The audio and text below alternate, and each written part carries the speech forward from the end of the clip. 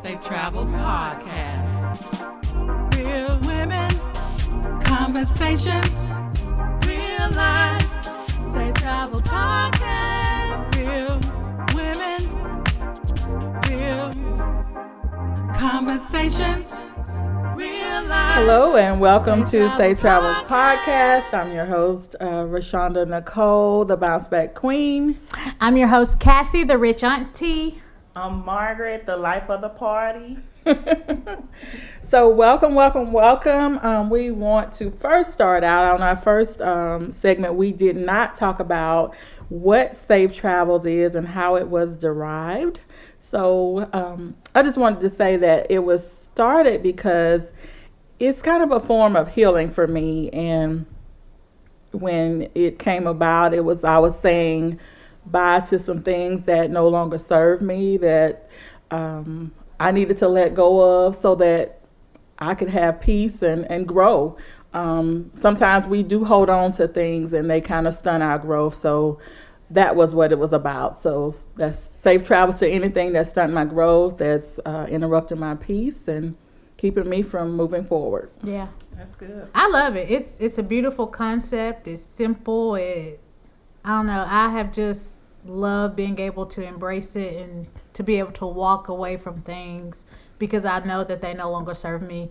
And then just be like, safe travels. Like, it's no love lost. It is what it is, and we're moving forward. Yeah, when you first presented it to us, it was like we just jumped on this it. dope. Yeah. And I'm excited about that because y'all really did just embrace it and were like, cool. And I'm like, I've never had people to support me the way that y'all have, so I appreciate that. Yeah. It started off with Cassie. Cassie was like, oh, let's do this.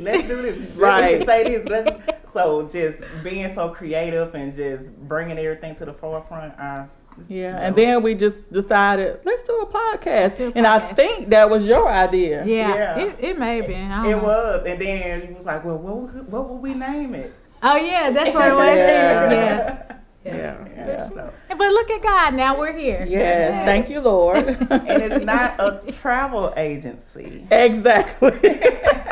Yeah. Because we had several people that thought it was a travel agency. They just thought I was making T-shirts for a travel agency. So yeah. But I do see doing some trips, some safe travels trips that are all focused on healing and walking away from things and, stepping into what's new. Mm-hmm. I could definitely see that branching, growing out into to become that eventually. Yeah. I'm all game for it, and I appreciate you all with the vision too. All right, so what we get into today? So I feel like we've talked several times, and I think we agreed that communication would be a good topic for today. For sure. So with that being said, let's get it going. Safe travels to bad, poor communication. I agree. Yeah, right. For sure. To getting your message out and being clear and concise. So do we feel like we're all good communicators? I know I feel like I am. I probably communicate too much. I am, but I can still work on some things. I think I can work on some things, but I think I do too much sometimes. I think I can communicate too much. With your facial expressions. Yeah. So like my facial expressions, if I don't say it, my face will. Always. Okay. So communication is the key to any good or bad relationship. What are you all's thoughts about some issues that might arise in relationships, whether it's a romantic relationship, a work relationship, friendship relationship? What are some things that what are some things that might be an issue as far as communication in those relationships? Yeah. Assuming. Yeah. Because you said something a certain way or you didn't say something, I assume either you're mad at me. I assume we're good. Just what I'm assuming versus just asking you, hey, what did you mean by that? Right. When you said X, Y, and Z, what was that about? Let's talk more about that versus just reverting back in my shell. Oh, this person is mad at me, so now I'm mad too. So assuming that's one Making of the assumptions. Yeah, and to follow up on that, I always be like, what is the story we're telling ourselves versus the actual story? Right. Because I know me, I get into my head and I'll be like, well, Oh, I my think this meant that. Yeah, and, overthinking big and time. yes, and not really just having that clear conversation to say, hey, what did you mean by this? Right. Or this is what I meant when I said that. Maybe that was misinterpreted. Because I've had that done. Happen a lot when I said something and somebody misinterpreted. But that's one reason I hate texting too, because Yes. Oh, gosh, you yes. have to be careful. yeah. Yes. So Texting important and conversations, I want to have them face to face. Yeah. And so even when you said about the text messages, I have read text messages and like, were they screaming at me? Did they have an attitude? Like, Right, what yeah. is that? Why you being short with me? Right. Why You you know, just saying one Yeah, word? like, oh, watch your tone. What do you mean, watch your tone? Like, what did I just said this? But you just assume that that's what they meant or whatever, but they didn't say that. So I just think that most communication problems in relationships, most problems in relationships stems from communication. And then I think that if there's minimal communication, your relationship is going to be lacking in a lot of places. I don't like to, like you said, assume and make assumptions about where certain things are, where we are, or what you mean. So I just want things to be clear. So you know how when you study in counseling and they tell you to make sure that you understand, so you go back and say, so what I understand you saying is, Yeah. Right. you know, I do that a lot in situations when I'm talking, whether it's in a relationship, friendships, and sometimes I think, well, don't do that therapy stuff with me. You know what I'm saying? Yeah. But I just want to make sure. Right. Yeah, you have to make sure you both on the same page. You know, even like at work, you know, a lot of times, like if I get an email and it's coming out a certain way, or if it's kind of short or whatever, if I'm able to, I will either pick up the phone and call that person or go to their office and say, hey, what are you saying in this email? Not in a negative way, like they're yelling at me or anything like that. It just isn't clear to me. Right. So I don't want to just sit there and just look at the email trying to figure it out when I can just contact the person and say, hey, what is it that you need me to do? Right. So having just clarity, because I think Yes. that's what it is a lot of times, is that we don't have enough clarity into situations, and then that leads to the assumption. Yeah. Then it leads to issues that really didn't even exist. Exactly. Because if I'm saying something a certain way, to me, that's clear. You know, but it may not get to you that way. Right. So if it's not getting to you that way, then just say, hey, you said blah, blah, blah. I'm not understanding. So, And I'm an overthinker. I don't know if you all are the same way. Yeah. But if you didn't say it, and I just leave myself to assume, and I start thinking about it, and it's going over and over in my head, putting all and the I have- missing pieces. putting the there. missing pieces together, and I have solved the puzzle, and I just, you know, I have a whole hypothesis about what you thinking, what you doing, all of that, and it just becomes problematic.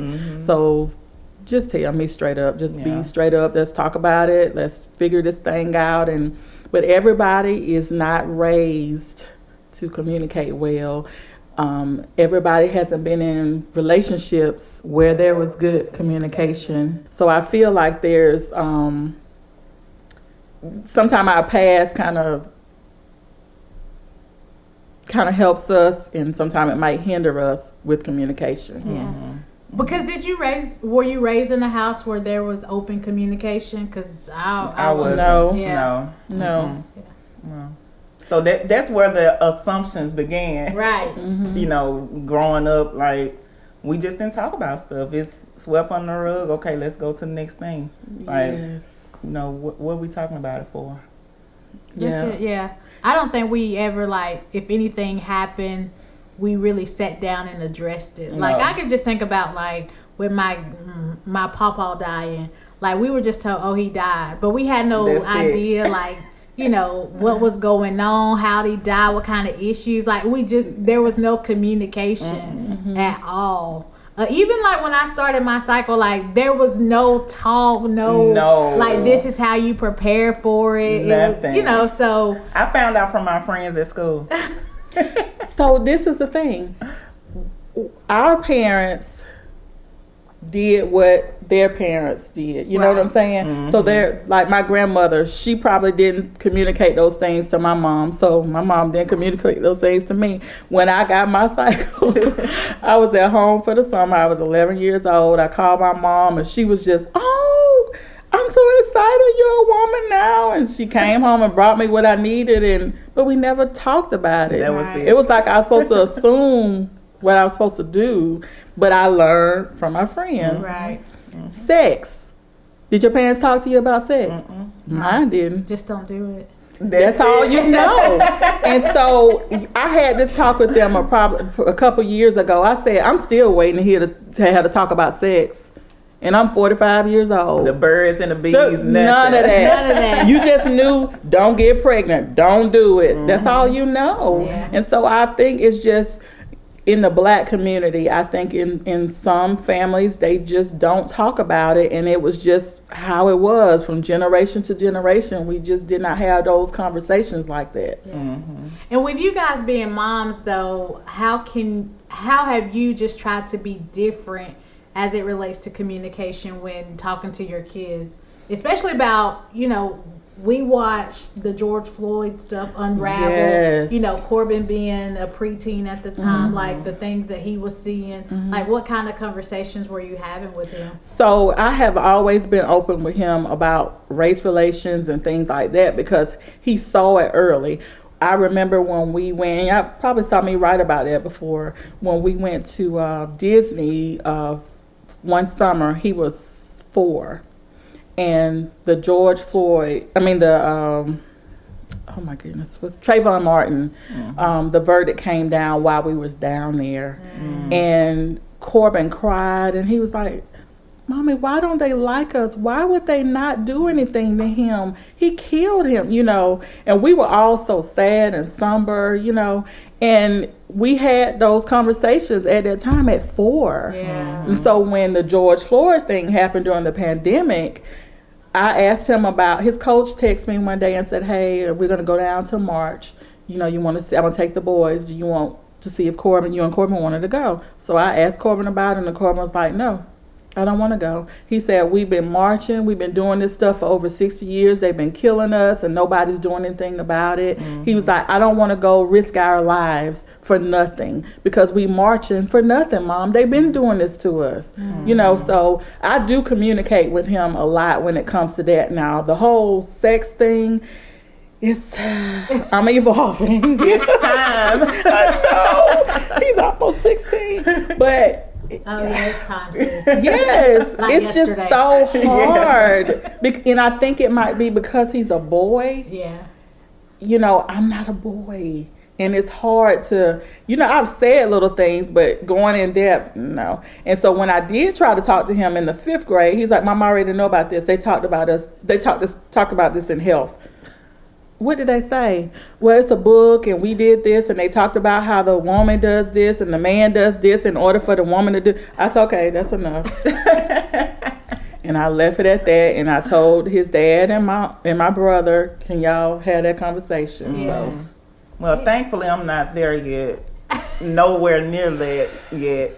But the race part of it, we're not there yet either, because JJ, he's only 8, so he's just now seeing that, okay, I'm brown and all this stuff. So he hadn't but I know it's coming. So he hadn't really had any race issues yet, but we do teach him. Like, he's reading the books on Martin Luther King Jr., you know, the civil rights and all that, so he can know. He still don't quite understand, of course, Right. but we're teaching him bit by bit in a way that he can understand. Right. So we'll continue to do that as older, you Yeah. know, as he gets older. I just want my son to be, I want him to be a good communicator, especially when he gets into a relationship, you know, when he starts really dating and getting older and, you know, marriage. I want to prepare him to be a good communicator, because that's like really one of the major problems, you know, when breakups and divorces,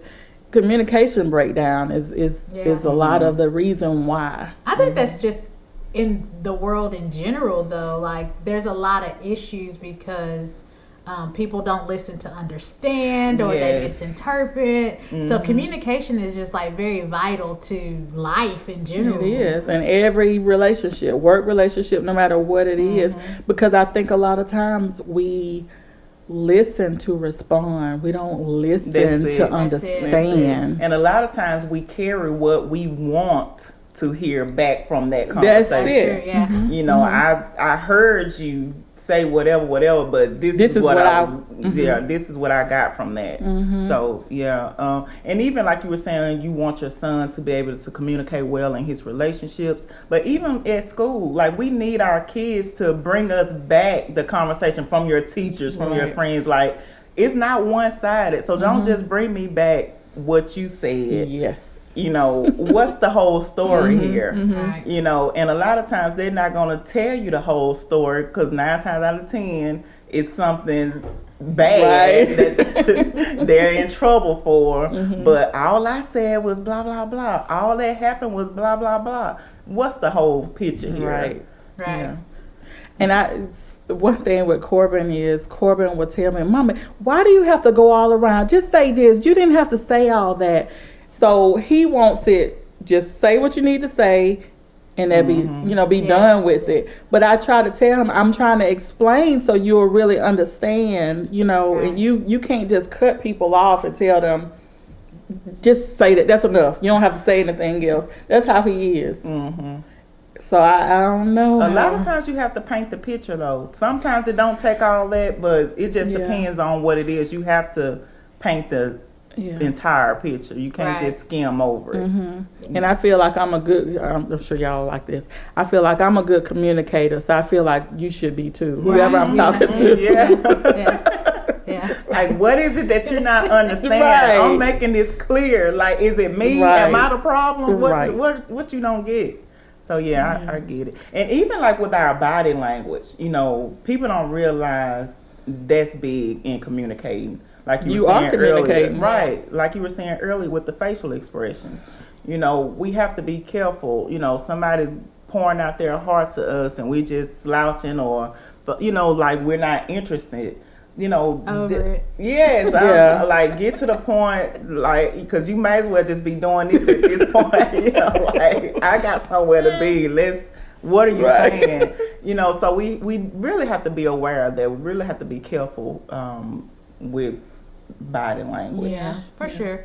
And I feel like too, I know especially for me, like when I am communicating with somebody and they're not getting it, I pull back, because it takes a lot out of you to just be like open and trying to explain why you feel the way you feel and why this upsets you, and then you're met with, oh, okay.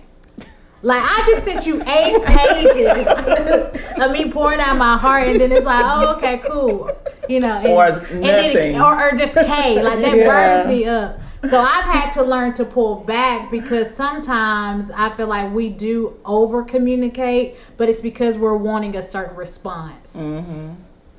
Yeah. It's so funny. Just had a situation like that to happen.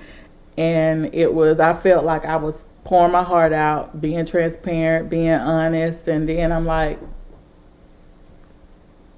you don't say anything, have anything to say? Yeah, so it's like, did I say something wrong, or did I offend, or, and that's when my mind goes into overthinking. So just give me something. Then you get mad because you feel like you should have never said anything. Right, yeah. Like, then when they're ready to talk, you have an attitude like, I'm giving you what you gave me. Right. Okay. Bubble, bubble, bubble. Take my bubbles back.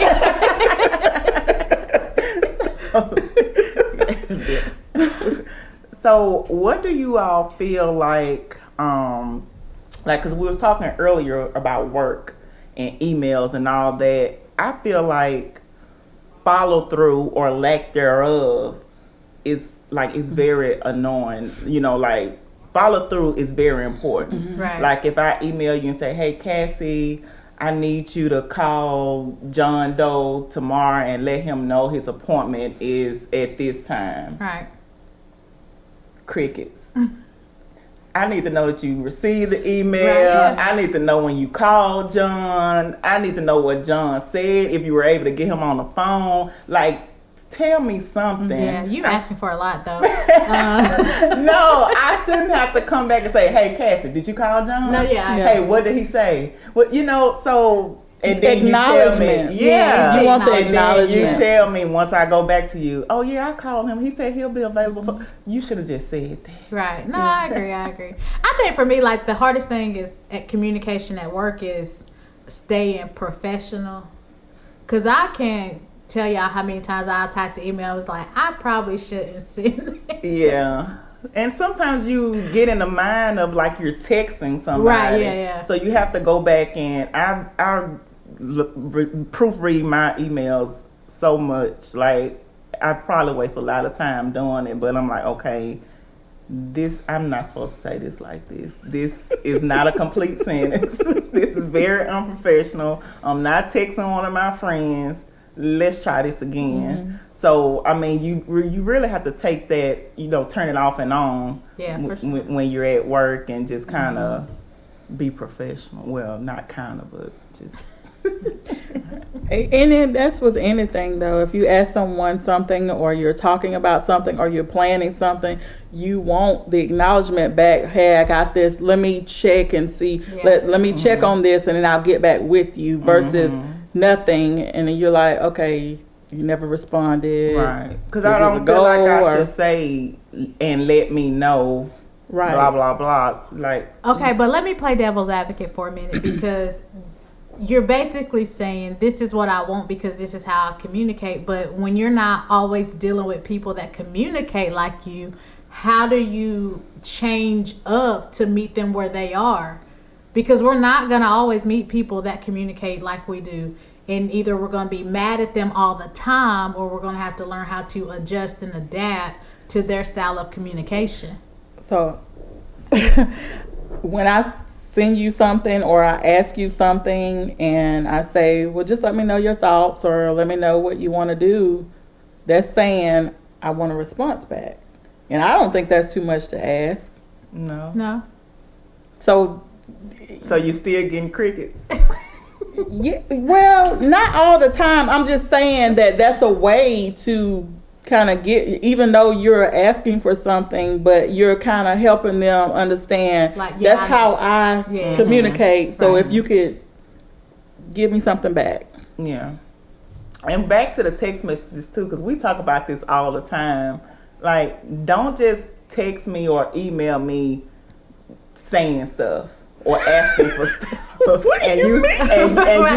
And you hadn't spoke to me. Oh, yeah. You know, No, that's my pet peeve. Oh Yeah, no! like, just- Good morning to you. Right, don't just email me or text me. Don't even walk up to me just rattling off stuff and you hadn't spoke. You know, Right. we, like, even in my house, we all good morning. Right. You know, we sleep in the same house every single night, but when our feet hit that floor and we see each other for the first time, good morning. Even with Grayson, he's 3 years old. Morning. Yeah, good morning. Now tell me you want some milk. Right. You know, or you get Right. up screaming demands, yogurt. Good morning. Mm-hmm. You know, then you're going to get your yogurt. But, you know, it's just common courtesy, a lot of this stuff. I'm with you on that. Don't come to me with anything if you can't say good morning. In the mornings when I send out a text message, good morning. Yeah. Can I get a good morning back? And especially if it's somebody that you don't know. You know, Oh, yeah. I see a lot of hairstylists have this problem. They complain that people just start rattling off, I need my hair braided. How much do you charge? Who is this? Right. How are you? Right. You know, like, don't just jump in my inbox or jump on my text message saying what you need and you hadn't even addressed me. You know, like, how are you doing? You know, Right. I could be laid on the side of the road somewhere. You just screaming off demands. Yeah. So, you know, that it makes a big difference. It sure does. Like when you get a message, it'd be like, did you cook today? Ooh. Because what? sir. Right. Good morning. I'm not sure why. Good afternoon. Hello. But real true story. Yeah. and everybody, I think it might have been my grandmother, my grandfather, so everybody deserve a hey, how you doing? Good morning, whatever. You know, goodbye. Everybody deserves that, no matter who it is. But, you know, you just don't go to somebody and say, hey, I need you to, good morning. Yeah. How are you? I teach my son that when I walk in the house or when I get in the morning or whatever, before you say something to me, good morning. And if I don't get it back, if I say good morning to you and I don't get it back, I say good morning. I don't care how sleepy you are. Good morning. Everybody deserves that. Yeah. Yeah. Okay, so communication. Yeah. You know, I saying safe travels to bad communication. I think it's a good thing, but I also think we have to figure out ways to help people be better communicators. So what advice would you give to somebody that is lacking with their communication skills? Just ask the person or whoever it is that you're talking to what they're looking for. You know, hey, I don't always follow through, or I don't always respond. What would you like me to do? You know, or sometimes I respond back to you in my head. You know, because I've done that a lot of times. Yeah. You know, I'm thinking that I'm responding to a text message or whatever in my mind, and then it's hours later. Oh, I thought I said, you know, so this is how I communicate. So what is it that you want me to do for you? How should I communicate that back to you in a way that you will feel comfortable with, and I will too? Right. I think that's a good point, because if you just tell me, like, I'm bad at text messaging or I don't like talking on the phone a lot, like, if you tell me that up front, cool, then that's gonna help me figure out how I navigate, how I communicate with you. Right. So, like, some people that don't check their voicemails, you know, if you call them and leave them a voicemail, if they say up front, I don't check my voicemail, well, you know, don't leave them a voicemail. You know what I'm saying? If it's somebody that don't really like answering the phone or talking on the phone, they prefer you to text. Just tell me what's the best way for you to communicate, and that way we can move forward. Right. Absolutely. I agree. All right. Okay. Well, ladies, this has been good. Yes. Maybe we'll have somebody change how they communicate. Maybe we'll save a relationship or two. I don't know. Yeah. And feel free to comment, you know, put some comments down so we'll, you know, if this helps some, or if you have anything that you can add to the conversation, please put that in the comments. Safe Travels Podcast. Until next Real time. women, Safe conversations, real life. Safe Travels Podcast. Real women, real conversations, real life. Safe Travels Podcast.